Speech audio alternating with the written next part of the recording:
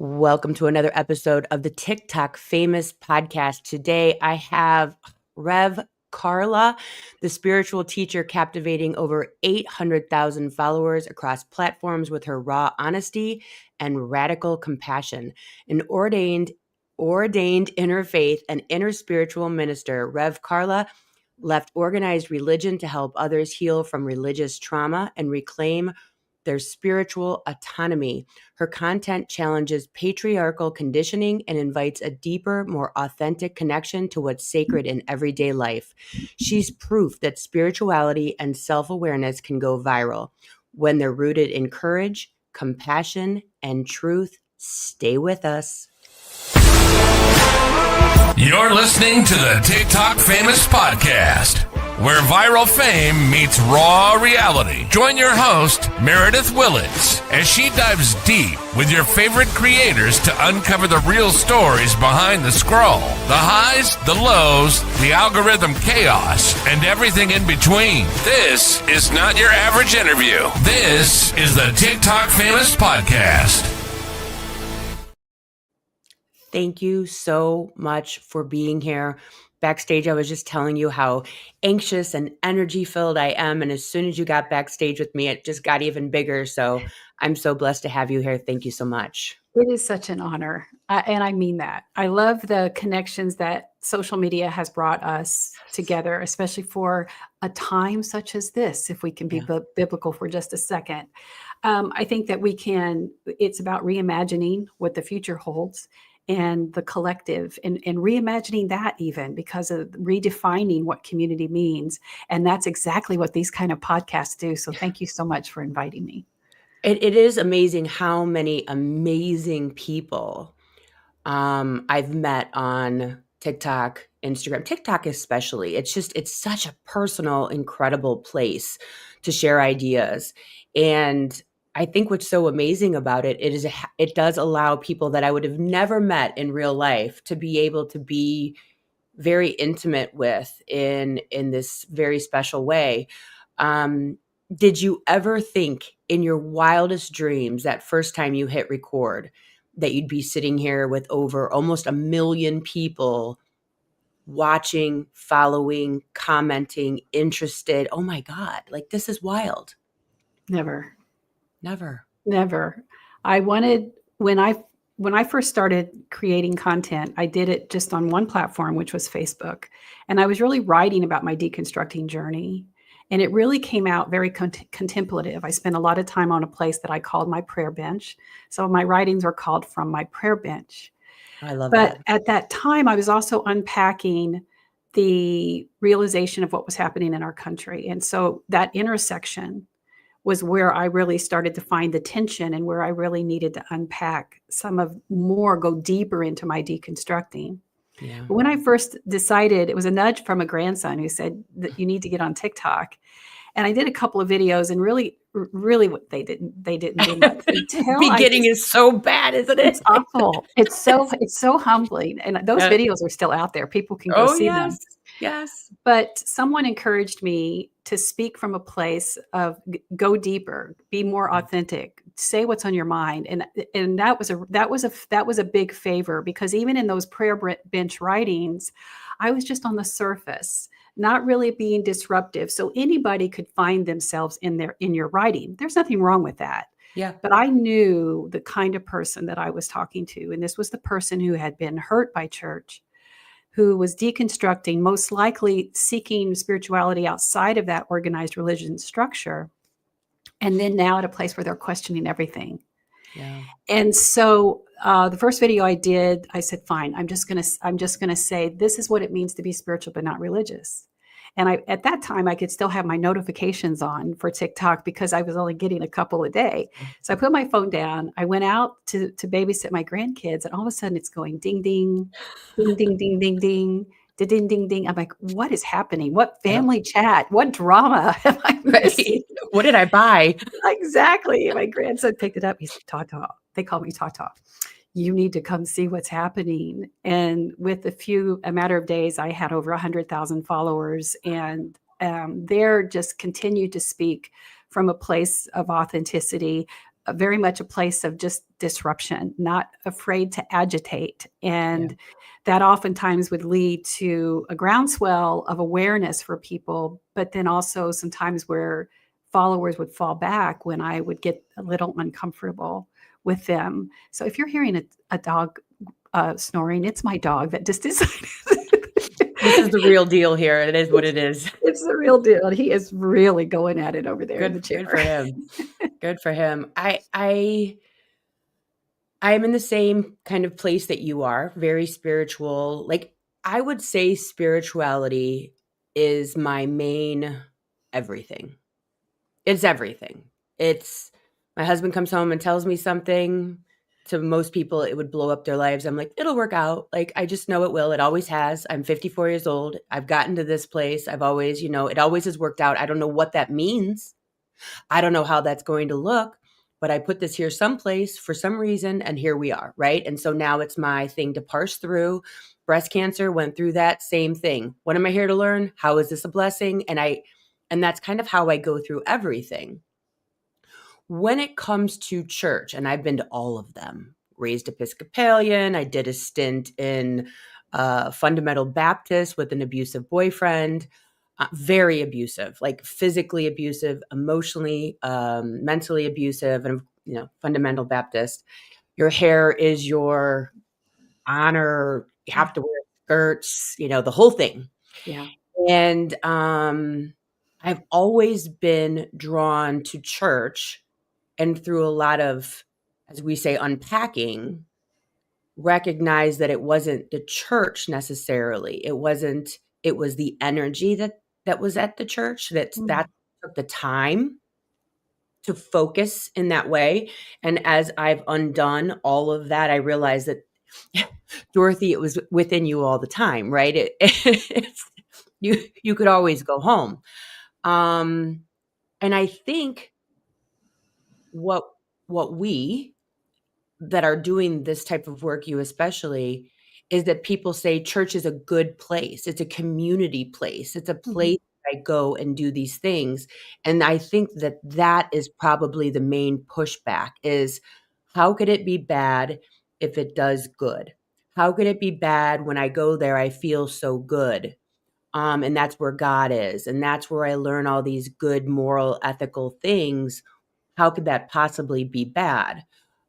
What do you say to those people, like my mother-in-law who lives at church and breathes church, that she finds peace and solace there? Well, good for her. I was her at one time. I was at the church 7 days a week. I had the keys to the building. I facilitated many leadership groups. I was the person to go to if there was a problem in children's education, with whatever needed to be done. I was a problem solver, and I equated my work inside the church with my spirituality, because I was brought up in the Southern Baptist tradition where works did equate to some kind of faith. Even though once baptized, always baptized, there was still something about those proverbial stars in your crown that equated to God, the church pastor, and then your service to that organization, because they were the closest thing to heaven on earth. But one of the things I like to say about those of us who deconstructed and then became unchurched, and for many of us, I want to be clear, I'm no longer a Christian. I still hold on to the tenets that desire me to seek Jesus and the teachings outside of the framework of Christianity. Okay. But I wrote about that extensively, but I really am standing in that firmly now, because that was just something that happened for me this past year. But what I want to make clear to people who continue on their deconstructing journey, as I did, or as I am, I say, we're not here to proselytize or evangelize that people should leave church. For some people, deconstructing is deconstructing a mindset or a belief system that harms others, that teaches you that you are morally and spiritually superior based on your biblical interpretation. And when you start to deconstruct from that, you see the world in a totally different way. And you start to see yourself in it differently. and you see how your actions and your beliefs and then the collective of your denomination or whatever, how that has limited you, but also harms the world. So for many of those people, they just deconstruct, they unpack some of those belief systems, but they still desire a spiritual connection. So if I'm consulting with somebody or counseling with somebody who's deconstructing, my goal isn't to say, well, here's the 10 reasons why you should stay unchurched. Here are the 10 reasons that you should leave Christianity. I never do that. What I'm helping them do is see some of those biases and prejudices and indoctrinations that not only harm others, but also harm ourselves, especially when we're talking about Christian patriarchy. So for many people, deconstructing, healing from those things, releasing the things that no longer serve your highest good, then going back into some kind of spirituality, spiritual community where you're not punished for questioning, where you are respected for your gender and not limited by any of those things. So oftentimes they will find a different type of spiritual community. But for some of us, we realize that as big as church was for us, that there was something there until it wasn't. And we stay deconstructing long enough that we say we are outside of that need and that longing. It isn't to say that we don't need community. I'm not saying that. But some of us are holding out for a different kind of community, or perhaps reimagining what those communities might look like. Because this is too big for this conversation, but I do believe that church is in a day of reckoning where entire Christendom is going to have to look at its makeup for the new humanity. What's going to happen after we start unpacking everything that's happening in America right now? So I don't think it's for everyone to stay unchurched or to stay a spiritual wanderer, if you will. But for some of us, I'm content with a spirituality that is in solitude, where I call it the proverbial spiritual wilderness, where when you first when you start to deconstruct and you have that mindset and you're leaving the church of your heritage or the church of your family, and it's your identity. Who are you if you aren't what the church says you are? What do you believe if you no longer believe what the church said you should believe? That places you in a place what I call the spiritual wilderness. Yeah, it feels like even when you just said it, it feels like I got to grab something, right? Yes. Like you feel floaty and like, oh gosh, I need to anchor to anything Exactly. at all. When you even just said that, I felt floaty. And if we can start to accept that the one thing that religion took from us is our autonomy, we were never supposed to give it over. Yeah. But we do because it does give us that anchor, but it also takes away our agency. So then it starts to spoon feed us everything that we feel like all of a sudden we're doing spirituality instead of being spiritual. So that place in the spiritual wilderness, if we can see it like as Jesus was wandering alone, it is the perfect symbolism of what that spiritual wilderness is. It's between us and the divine.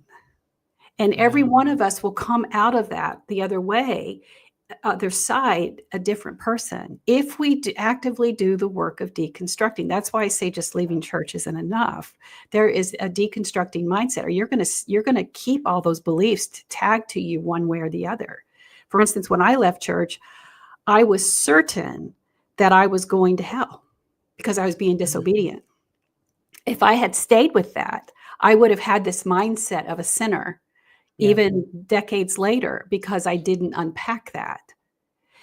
But what has happened for me and many people that follow me is that the spiritual wilderness becomes the practice, that it feels more comfortable to stay in this place and explore connection and humanity and unpack history so that it informs us on where we're going. And do I think it's a certain kind of person? Yeah, probably highly introverted, probably an INFJ, however you want to put the personality type is, or, a person who's like a spiritual leader who can hold that place and say, what is this energy I feel shifting? And how can I help others who might be feeling it as well? Yeah. So I do also think that virtual communities can be just as sacred and meaningful as any kind of physical. And because we are so virtual right now, I do believe that you'll start to see um, things changing when it comes to meaning. And what does it actually mean? It's more than just, and this is not to minimize anything that people do in the church kitchen or anything, but those connections go far beyond that. But in our older generations, we were told that was the only way. And Yeah. now we're finding it really isn't. There's many ways to show our value, to show our connection, to be meaningful. And so I think that that's what happened, especially after the pandemic. We were able to really reimagine, and now we're on a fast pace to reimagine. Yeah, I think that everything shifted with COVID, especially like work, family, values, like it all just possibility. Um, I think as humans, we love this concept of, community. We need it. That's why you see kids go into gangs because they don't have that family connection. And then, they join churches and they feel the thing that really always rubbed me funny was when I would go to a Catholic church. That's when I started to really feel, I don't know if it's injustice or anger or downright fury, being Episcopalian, which I call Catholic light. And then you'd go to a Catholic church and you'd have to sit during communion. And I loved communion. And I remember feeling that isolation and judgment of having to sit on the pew while everybody else went up front. And I remember being a little kid, and I don't know what it was, but I used to get so angry when they would pray to the Virgin Mary. I had no idea why, but I would be incensed. I would be angry. Now I look at it like just having a conversation with her. But there was these weird moments of childhood where I was like, this is wrong. You're doing it wrong. This is not the way it's supposed to be. This doesn't feel like love to me. And I think that that's when it started. And then like listening to rules that didn't align, and women aren't allowed to serve in church. And I was like, wait, this is super weird. Like, this is all weird.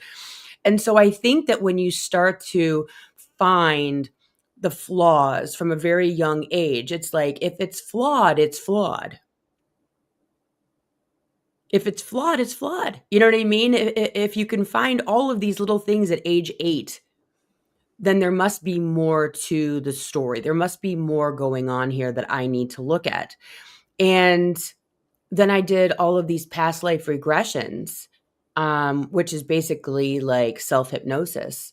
And everything just started to like flood in of being allowed to see all of these things in past lives where I was not a good person.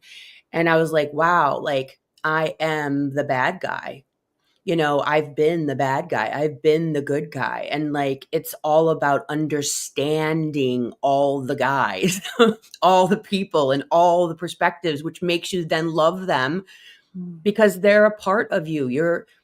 And then so the end all be all is just the only truth is love, which I think is hysterical because I have love and then I'm like, I just can't, it's just so perfect. So what would you say to people who've been hurt by the church?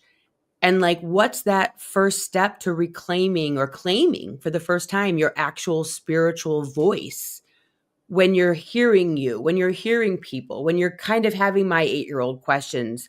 Like, what do you see as being the first step to going, I don't know if it's outside of the church or inside. I don't even know what that is. Like, to listening to self, I guess, for the first time. So it's interesting that your 8-year-old self was pointing you to your true self, that religion was limiting. Yeah. And I think for a lot of us, we have in my book, I call them spiritual breadcrumbs, where we can go back through our lives and see how many places we connected and we were questioning, but for the sake of the whole, for the sake of obedience, for the sake of acceptance, for validation, we suffocated. We silenced it because we were being indoctrinated to behave. That was to be obedient, was to be a good Christian. Because you don't want to go to hell. That's exactly right. That's Like, exactly. let's put it this way. You do the things because you don't want to go to hell, because that sounds really, really bad. Right? Yes, 100%. And for me, as a 9-year-old sitting in a Southern Baptist, and I loved the revivals. I went vacation Bible school. I was going to Sunday school, or I was going to church Sunday morning, Sunday night, Wednesday nights. Yeah. I love the tent revivals. There's nothing like a Southern Baptist tent revival in July in Kentucky with no AC. But what I did, I would sit there and I'd look at these ministers, and I was fascinated by them. And I'm 9, and I'm thinking, I can do this better. I knew I could do this better, but I can't do this better because I was already aware that women couldn't preach. I could be, so the world tells me I can be whatever I want, Supergirl, but I can't be that. So I'm already dealing with the paradox of in love with a grandmother who very much was instilled in me this spiritual longing and spiritual meaning, and yet already coming in conflict with that paradox. So I think it's an important part of your deconstructing is unpacking that, like going back and looking at what parts of you question that you silenced.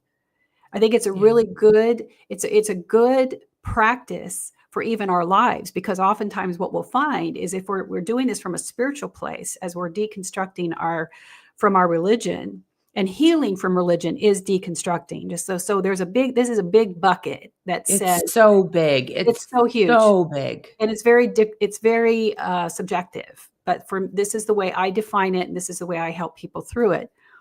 So unpacking that, because then once you start to see is that, oh, I see how that had parallels in my life as I was in an abusive relationship and I kept quiet for too long. Because if you're seeking validation in religion, you're more than likely seeking validation and using the same methodology in your life. Yep. So whether it's you have an abusive professor who's condescending and doesn't see your work as valuable, or you have an abusive boyfriend, you have an abusive father, you see those connections and it gets big. And it normalizes it. Exactly. It's normalized. I mean, that's the thing. As you're just sitting here talking, I'm like, the way you do one thing is the way you do everything, right? Yeah. And if they teach us, because I look at religion, not spirituality, not that, not love. I look at religion as the right hand of the government. And I'm sure that you see, I mean, it's part and parcel. So they use the government uses religion to keep everyone in line and scare the living hell out of them.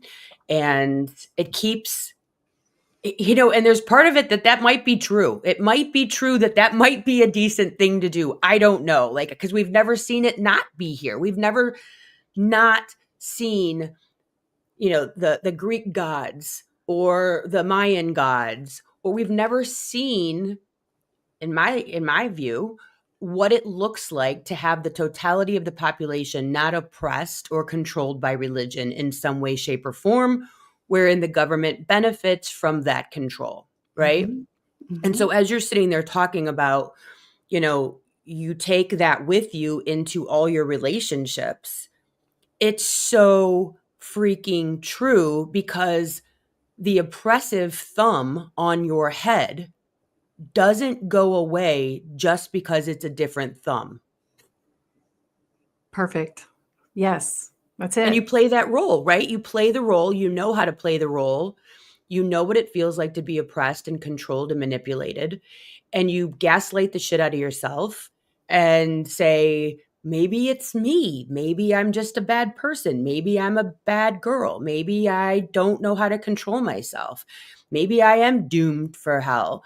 And you take those thoughts, that sinew, that backbone that you've learned, and then you go, well, maybe I am a bad daughter. Maybe I am a bad girlfriend. Maybe I am a bad employee.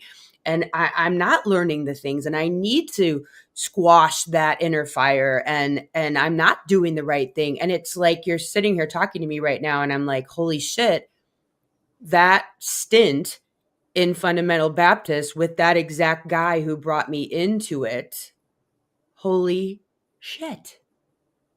Yeah. Wow, when that happens, it's really, it's like you were talking about the spiritual wilderness. It's one of those things that just completely releases you from the anchors of what the narratives that have been placed on you. Yeah. And so that's such an important to start back there. If there's stories back there, and as you start to journal, I know it even happened with me when I was writing my book. It even happens now. Like all of a sudden, I'll unlock a memory that I've completely thought about. I haven't thought about for years. And like, oh, I see how that's related. And now I see how I'm ready, how it's rising now because I'm ready to face it. So really using this time to start thinking about, when I had a choice, when did I stop believing in myself?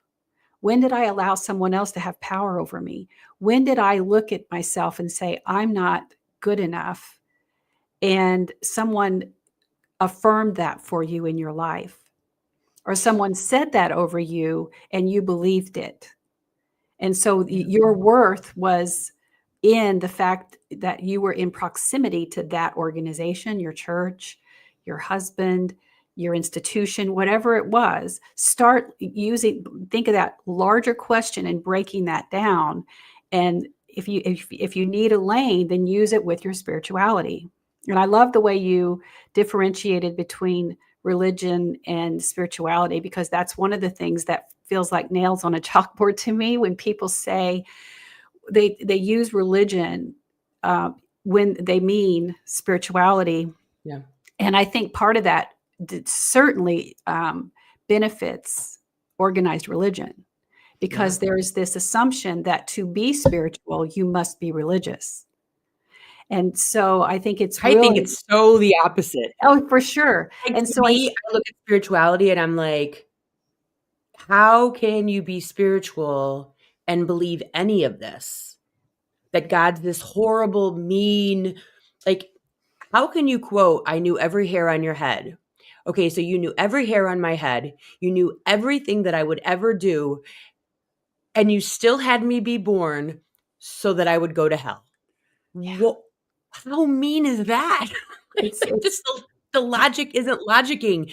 I just say to my, I will say so often on social media, like, I don't care how, if I knew that my kids were going to be XYZ, and then be like, okay, now you're going to spend eternity in the brimstone and fire. Like, no parent would do that unless they were psychotic. And we just apply all these human characteristics to God.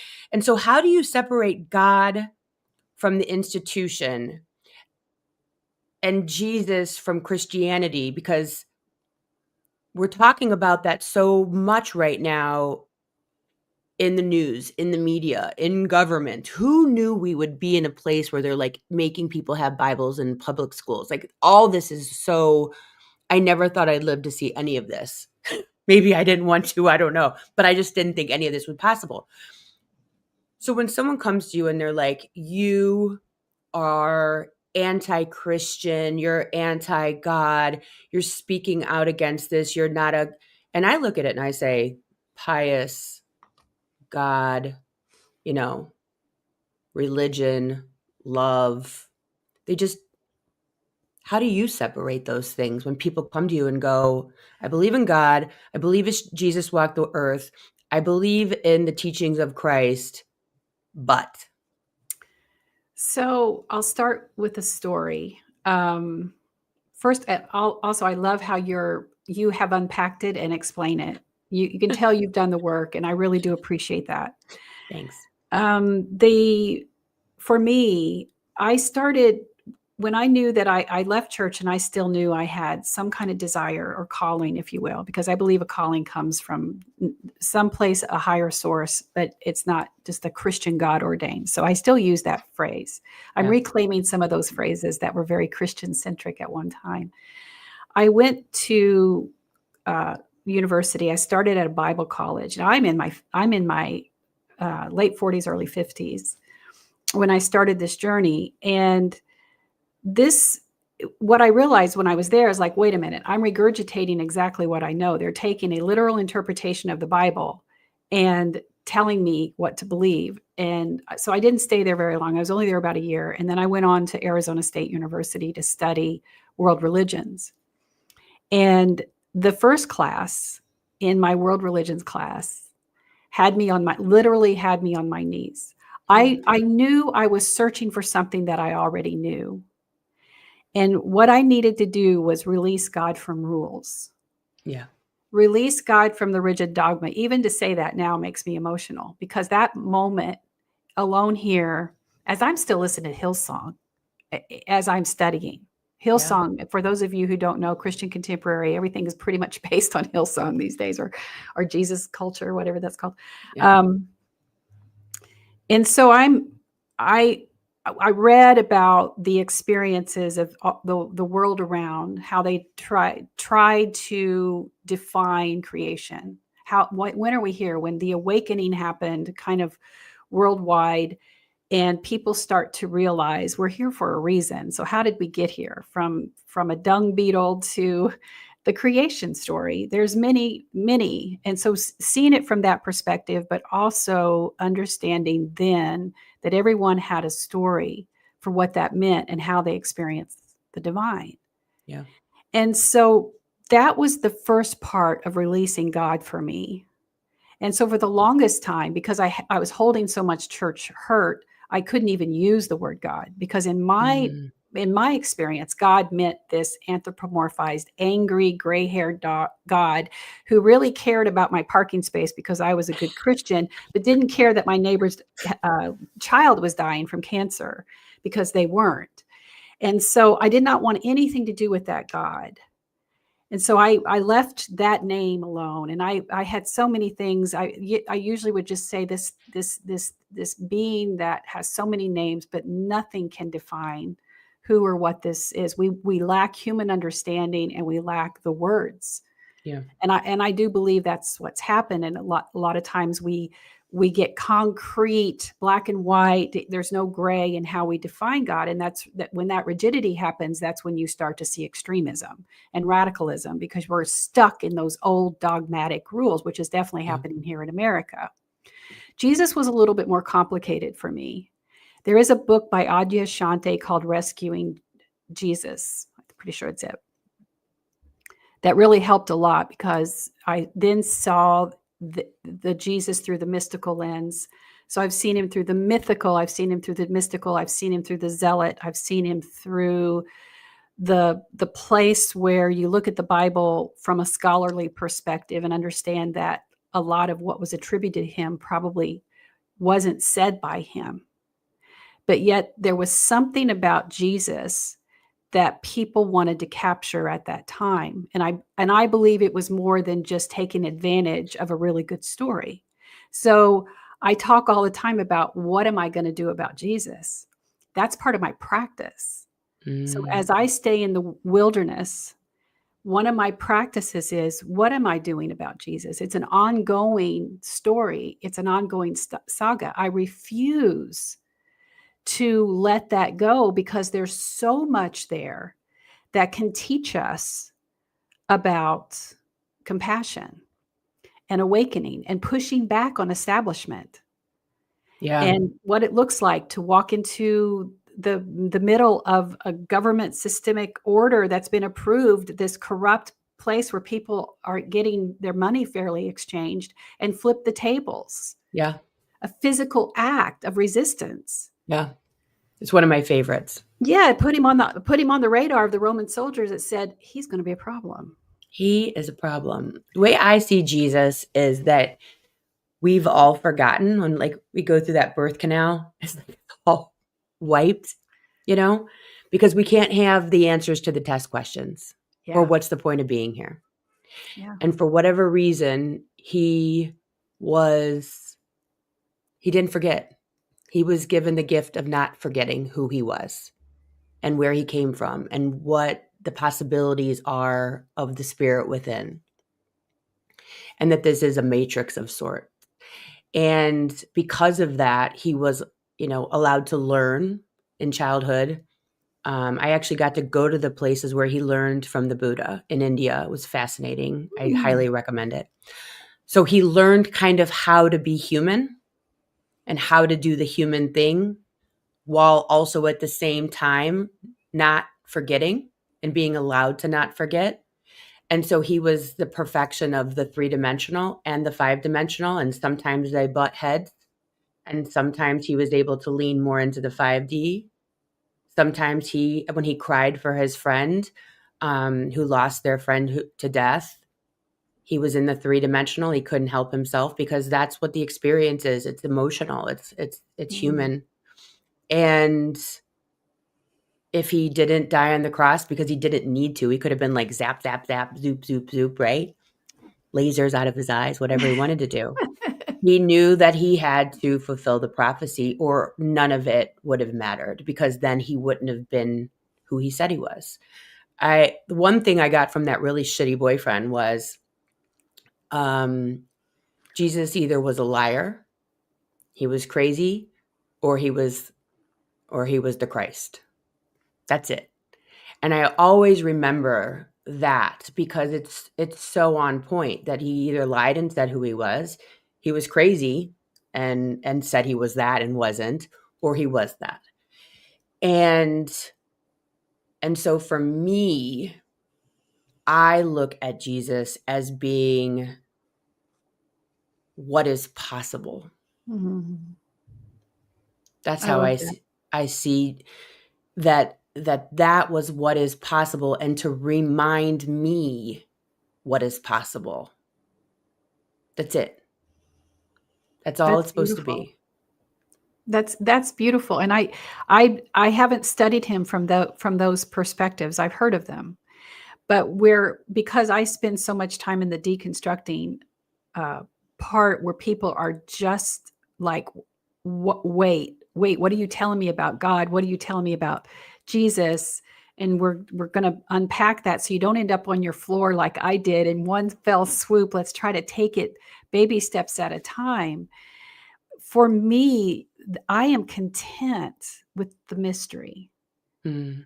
For instance, there's a lot of energy that happens this time of year with the thinning of the veil. That's why we end up with all these rituals around the world, whether it's Halloween, All Souls Day, All Saints Day, the Day of the Dead.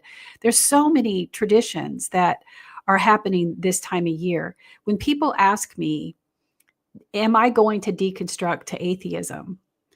I will tell them, I've seen too much that of things I don't know and things I don't understand, but something that connects us in a way that we still can't define. That is my belief for humanity, that we're awakening enough to be able to come to a place to understand more than what we've been told in the past. Oh yeah.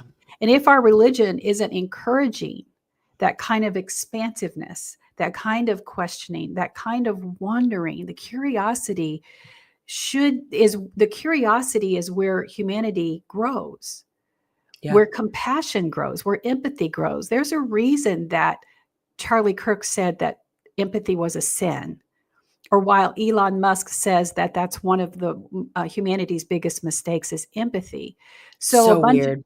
It's so weird. Imagine that. A bunch of white men have problems with empathy, but when people are awakening to it and we understand that we have more in common than we don't, magic happens. Yeah. And that comes from more just a place that the physical. And that isn't to say that atheism is shortchanged, or atheism isn't true, or that being atheist is bad. I'm always amazed at how many atheists I have who follow me, and where I actually learn from them, because from a scholarly perspective, if you can unpack the restrictions that religion put on you for how you must look at and interpret ancient scripture, it's actually fascinating to see it from a perspective of people who have really studied it. Yeah. And then it leaves you with nothing but your real self to say, then who am I and what do I believe? And guess what? You get to do that. We can all Yeah. sit at this table of humanity and not and sometimes be in disagreement about what we believe and what happens after we leave this earthly plane, and still respect and love each other and work for the good of the whole. Oftentimes, organized religion puts us in a bucket and says the only way we can do that is if one group is in power, and that's where you get Christian nationalism. Yeah, and to me, like I love the idea of like blasphemy, like using the Lord's name in vain, in the sense of I'm going to use God or Jesus to manipulate. That to me is blasphemy, is when you're using it for negative, for your own personal gain. Yeah. And so like I made this video because I was like, oh, you're so screwed. Because you're like, oh, it was I think it was Christy Nome. Yeah. And I was like, she's like, we're doing the Lord's work. And I'm like, oh, good luck. good luck on that. Because I kind of see the way I envision all of it is that we are all one. And when you do things, you then have to learn from that. So like when you judge, like if I like literally say my kid would never do that, I am to the point in my life of my spiritual journey that thing will happen to me within 30 minutes. I will get a call from the school in 30 minutes or something. Every time. Like, it's instantaneous, my manifestation, and like karma comes back instantly. And so I am like, okay, I'm learning. I got it. I get it. I'm supposed to learn that. Shut your mouth. And so that's where the compassion comes in. So when you see something, you go, okay, something in me is not healed, and it's wanting me to judge whatever that is living inside of myself that wants to be better than that, And so where's that flaw in me? So judgment allows me to look for the flaws in self. That's beautiful. I kind of Yeah. go, you're doing it. So when I look at what's going on right now, I know that 100% of this, national, white Christian national Christianity crap that's happening, it is the largest form of blasphemy, of using God to hurt in the name of God, that I have probably ever witnessed. And that to me is not good. Like I look at that and I'm like, oh, it's so bad. It's so bad. And because of people growing up in the church, because I look at piousness, right? That better than, like that pious to me is I'm better than you. I'm going up to the pulpit. You have to sit behind. I'm a good Christian. You are not. I'm a this, and I'm better than all of these people. And we do see that in spirituality. And I know a lot of people on social media call out spiritualists. Like you're just doing the church thing all over again, people, which I love. Right. But I look at that pious energy as being extremely problematic. Extremely problematic. And I feel sad for the people that are falling prey to it, because it does work. We've seen people talk about these mega churches, and it does work. The music works, the theatrics works, the calling to the front of the pulpit works. All of this stuff works. It pulls that energy inside of you that wants to be close to God and do the right thing. And for the life of me, and I know you're there too, I don't understand how they justify all of this horrible behavior in the name of God. And that's what keeps me making political videos, and I can't get away from it. And I know the people that follow me don't love it, but it makes me absolutely insane. So last year, my book launched. Yeah, we have to And talk about that too, because well, I didn't well, even realize you had a book I for do some have a book, reason. but And I, this isn't self-promotion. I'm horrible at self-promotion, first of all. But I pretty much went dormant at that time because of a personal situation, a personal challenge. But the one thing it did allow me to do during that time is reprioritize what it is that what do I want my voice to be? yeah, Because back in 21, I really got vocal about Christian nationalism to the point where some of the Christian deconstruction community told me to stop talking about it, that I was making people uncomfortable. And then everybody's talking about it. I'm not saying I'm the only one, but at that, for my little niche, people weren't talking about it. But it did change my content. I wish I could wear my Christian Karen wig all the time and make fun and do the skits, because I've done that. I'm pretty good at it. Even you are as a good boomer, at I'm it. pretty good at it. But the energy has shifted for me, and I really had to think about that. Like, what is it? Because people will say, "Oh, where's the wig? Where's the wig? Where's the wig?" And I have to make a commitment to, no, this is who I am. Yeah, This is the voice. It's almost prophetic. I think many of us are feeling it. I think especially women right now, because whether you want to call it feminism or whether you want to call it matriarchy, and for those of you who think matriarchy is just another version of patriarchy, you got to do some serious education, yeah, because matriarchy has nothing to do with patriarchy.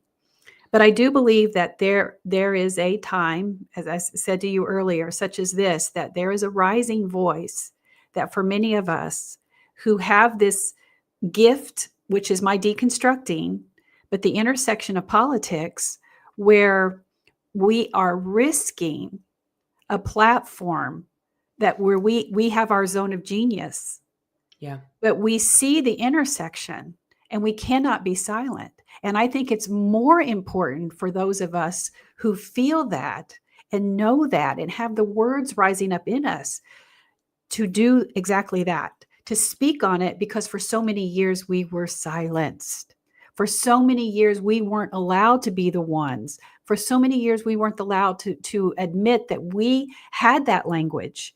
We could teach, we could correct, we could inspire, we could inform, we could disrupt, we could agitate. We had the gift and the craft, especially as women age. I very much believe in the archetypes of the maiden, mother, crone, and none of them are as bad as the old hag in the archetypes of the old fables and things like that. We're very much a part of insulting the intelligence of the aging woman. yeah. So it's not about motherhood. Yes, the power of creating, the power of nurturing, but that it's not necessarily related to children. So anybody related that has not had children, it's about the power of woman. Creation. And Yeah. it's not, Do you believe in, like, because I see the shift as so in alignment with the age of Aquarius, the age of the divine feminine, the age of truth. Like, we have stepped into where all of the everything is just coming to the surface. All the lies are revealed. All the truth is coming out. And it's so, to me, it's so obvious that this is what is happening. I believe that the coming into the age of Aquarius is the rise of the divine feminine. And it is exactly what is happening right now, period. Mhm. Period. I don't do a lot with astrology, but because isn't that what the age of Aquarius I think is? it has something to do, like, it is that, but and I'm not an astrologer either, outside of, I'm a Libra, and that's kind of the end of it for me. Oh, Libra. Are you really? I'm a Libra, and we just had one of the most powerful seasons. I know it certainly was for me, and I do study the tarot in as much as I use it as a practice for myself. I Yeah. will never feel comfortable enough to use it for anyone else. I believe some of our practices need to be private, and some of our beliefs and things like that, what we use to sustain us. Hey, if it was the first of the month and you blew cinnamon through your door and you started, and a lot of times the rise of the matriarchy, the divine feminine, harkens us back to traditions of our ancestors. So you will start to see, and I believe that it's very much not a coincidence that people are starting to look at some of the rituals of pagan rituals, and that can be from creating ritual around a candle or mantras and things like that or chants that create community, that create awareness, that calm the nervous system to allow clarity to move forward. So what this time and space is something that I haven't spent a lot of time, but I agree with you. I think that makes sense, that there is a dawning of something that is happening. And humanity every time can meet the challenge or destined to repeat it. And the problem that we have had in the past, whether if we just go back to the Civil War in our country, let's just keep it at American Christianity. The problem that we've had is that because Christian patriarchy has had such a stronghold on our community, on our nation, white Christian men then tolerated too much of the bigotry that still existed after the Civil War, which allowed there to be a romanticizing of the Southern legacy. Yeah. So that by the time you get to the 50s, 60s, and 70s, you're romanticizing the Confederate flag. You're romanticizing something that only lasted 5 years. You're romanticizing things that should not, the Confederate statues that started coming up. Most of them didn't even get erected until the Civil Rights era started. So you start to see this tolerance that has been in here due to Christian patriarchy, because white men are going to feel compassion towards white men, not necessarily looking at the toxicity of the ideologies behind it. Matriarchy, on the other hand, will look at it and say, what is the good of the whole? What do we need to do? What do we want to imagine? What do we want to birth? What is going to protect those among us who are the most vulnerable? And we can agree that that's going to be the children, the voiceless, the disabled. Those are the ones that we would take a priority to protect, because we understand that when a community works together, we are all stronger. We are all thriving. So I think that, again, if we look at those cycles, what happens unless we want to enter back into a war era, which is where we've come from, World War I, World War II, he's waking up, I'm sorry, or even back past other wars, again, this cycle. And when we face our humanity and say, I'm so sorry, it doesn't matter. Face our humanity and say, we don't want this, but we let it rise too far, so then it becomes war, versus now, can we quell this? Can we get a control over this before it rises up to a fascist authoritarian place that is going to have to utilize violence to get it down? I hope not. I don't want to see that for anybody, especially my children and my grandchildren. So what are we going to have to do to help subside that? That is where the voice of the feminine needs to be in the room. When you just have a bunch of white men sitting around, it's always going to look violent. They're going to think violence is an option. We already have a president who said he was going to stop all wars, talking about dropping bombs in Venezuela and now Nigeria, because Christians are being persecuted. What are we talking about? When the data clearly shows that the most persecuted person in Nigeria is the Muslim. He's making things up because Christian patriarchy chooses violence. But women in the room they're going to look at this different. I think women, though, need to this is the dichotomy. I can place myself in those large auditoriums. I can energetically place myself, skirt wearing, hands together, listening to people on the stage, and I can feel myself be better than. I can feel myself be a good person. I'm so good. I am here. There is my man. I am subservient. I know what I can get myself there.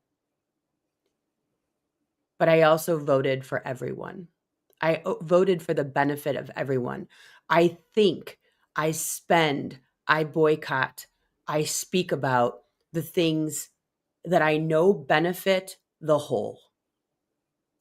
I know that as a white woman, financially, in the immediate, I may benefit from the patriarchy, but I vote from a space of loving the whole.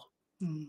I can jump back and forth. And I think that you probably can too, because it's been in your lifetime that you've felt certain things and and you can wrap your brain around it. And I think that that type of person that can see both and feel both and know both beyond a shadow of a doubt, when you can speak clearly, knowing the mentality of the person that feels like a good person, that's when you can really speak powerfully.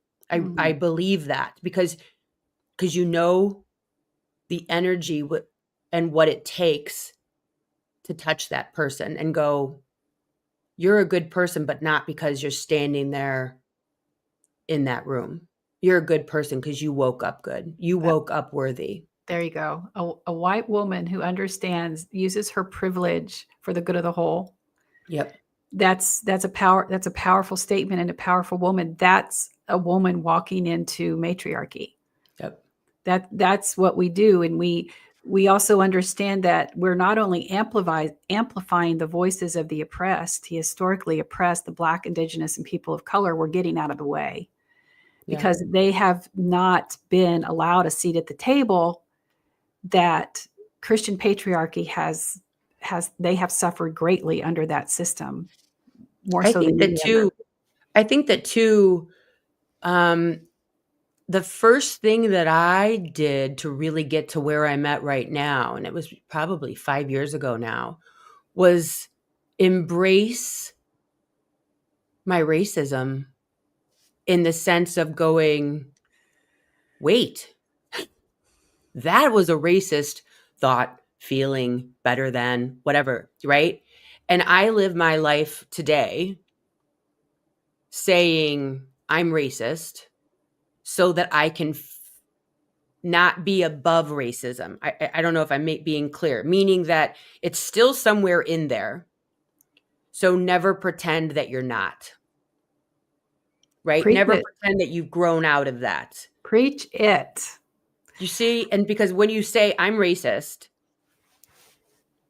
you're always calling yourself out. You're always checking your bias. You're always checking the sinew of your programming. But if you go, I'm not racist, then you're immune to all of it. You don't have to learn anymore. You're right? 100%.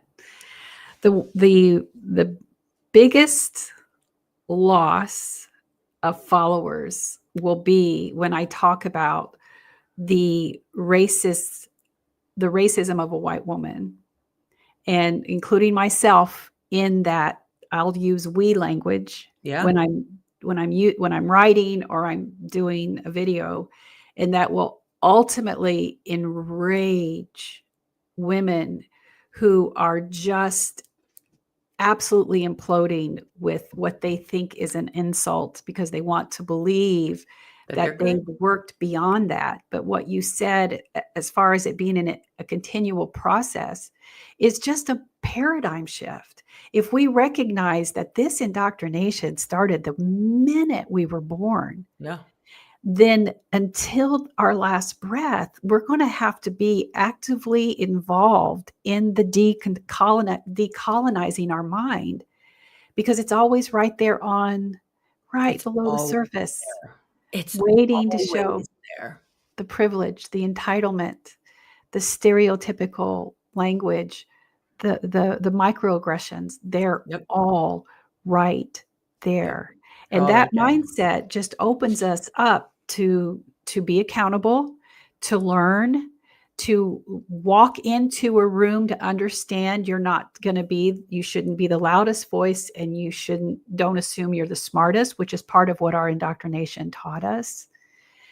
So I think it's absolutely a breath of fresh air to sit with someone and hear you basically mirror back to me what a lot of my conversations are about and what a lot of my teachings are about.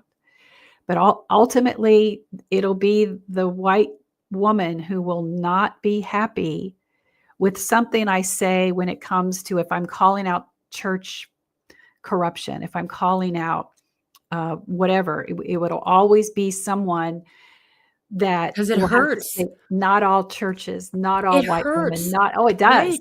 It It does. It's painful. I remember sobbing. I had these 3 Black women who took the time and broke me down.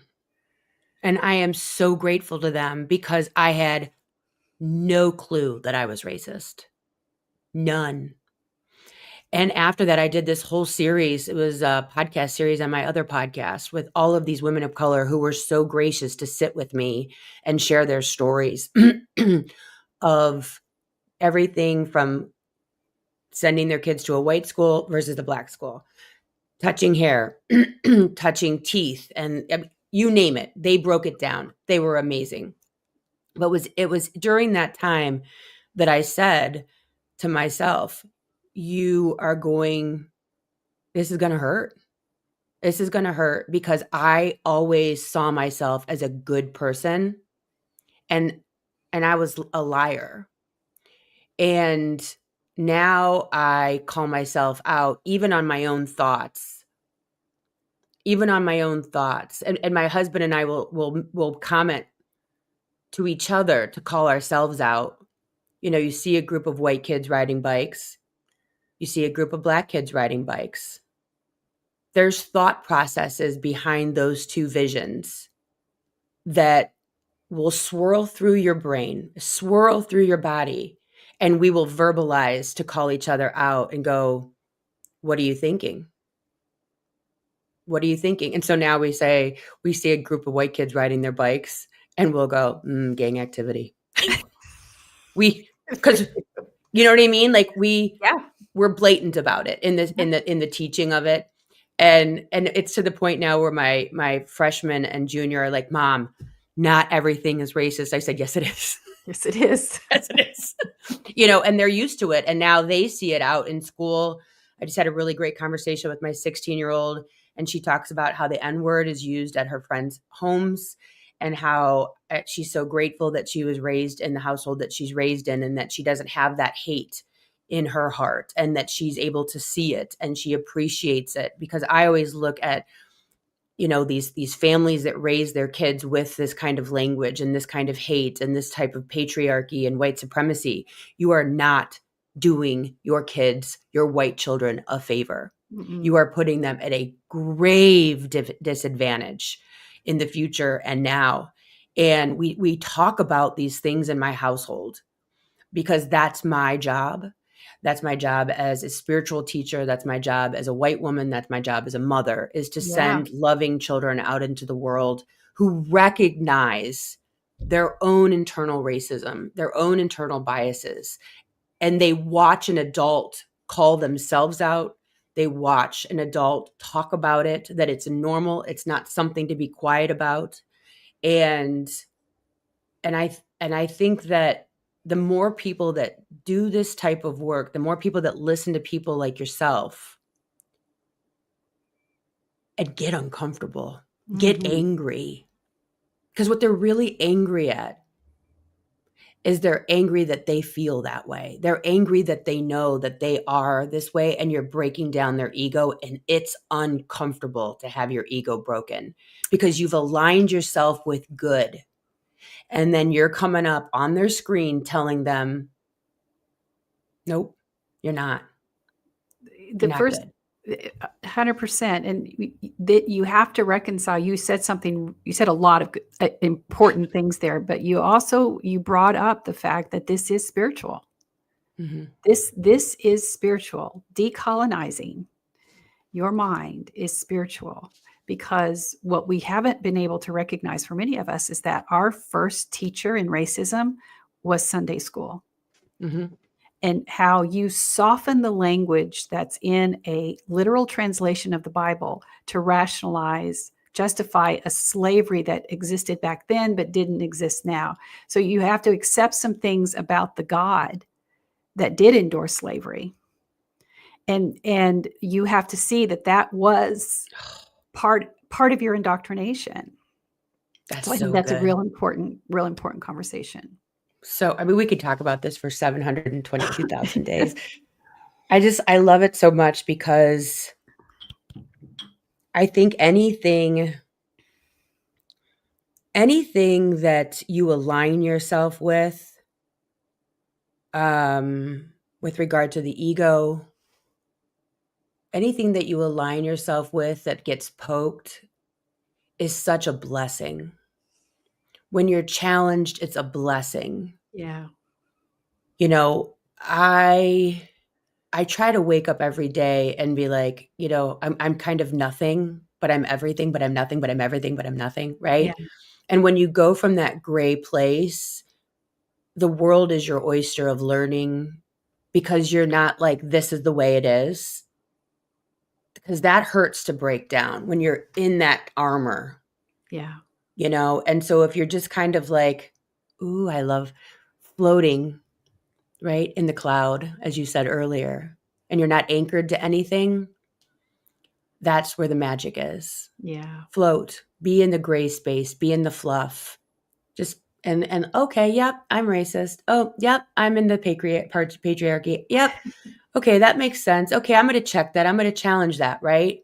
And when you're in that space of the flow, then you can grow. Yeah.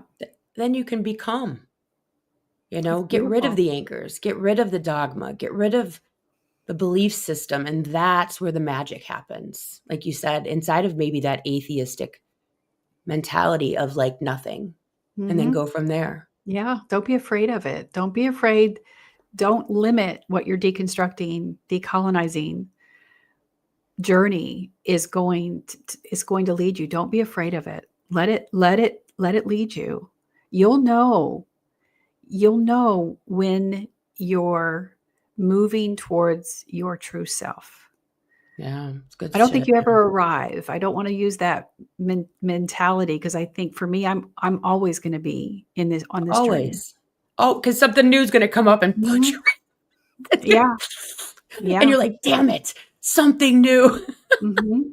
I held Well, on to my Christian faith as long as I could, decades, yeah. until it was time for me to redefine myself this past year.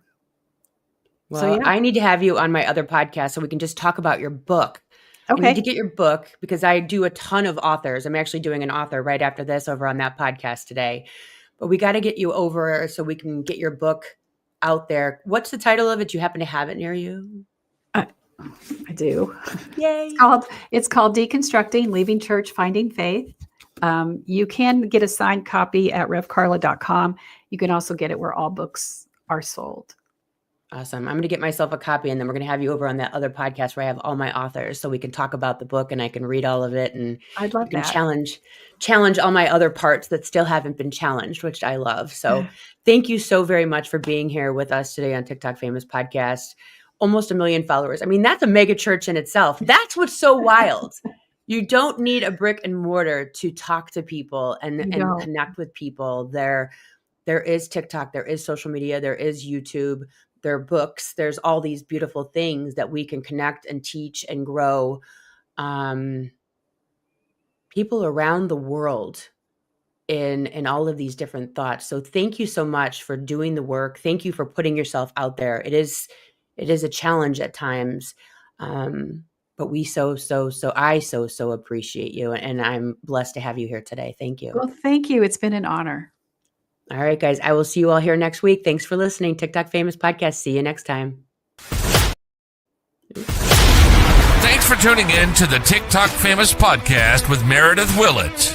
If you're loving the unfiltered stories and behind-the-scenes truths, be sure to subscribe, leave a review, and share the show. Until next time, let's get famous.